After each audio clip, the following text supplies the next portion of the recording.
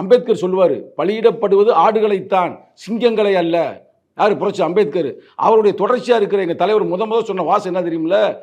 இனியும் நாங்கள் ஆடுகள் அல்ல, இளிச்சவாய கூட்டமும் அல்ல, சீரிப்பாயும் விடுதலை சிறுத்தைகள். யாரு? எங்கள் தலைவர். புரட்சியாளர் அம்பேத்கருடைய புத்தகத்தை யார் வெளியிட்டாலும் சரி, எங்கு வெளியிட்டாலும் சரி, அது விடுதலை சிறுத்தைகளுக்கு கிடைத்திருக்கின்ற ஒரு மாபெரும் வெற்றி. சங்கிகளை விட்டுருங்க, அதுக்கு சங்கிகள் போய் காலில் விழுவாங்க, அதுக்கு நாங்கள் வரல.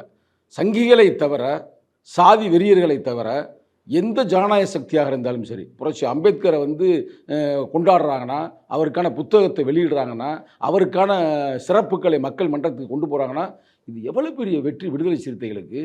தொடர்ந்து நாங்கள் தானங்க பேசிக்கிட்டே இருக்கிறோம்.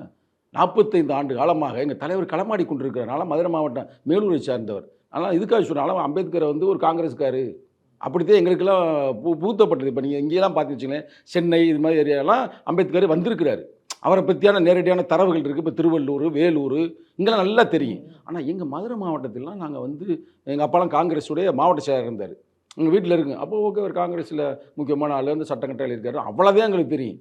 எப்போ எழுச்சி தமிழர் மதுரை மண்ணில் காலை வச்சாரோ அப்போத்தான் புரட்சியாளர் அம்பேத்கர் இந்த நாட்டுக்காக, இந்த மக்களுக்காக என்ன செய்திருக்காரு எங்களுக்கு தெரிய வந்தது. ஏன்னா அம்பேத்கர் சொல்லுவார், பலியிடப்படுவது ஆடுகளைத்தான், சிங்கங்களை அல்ல.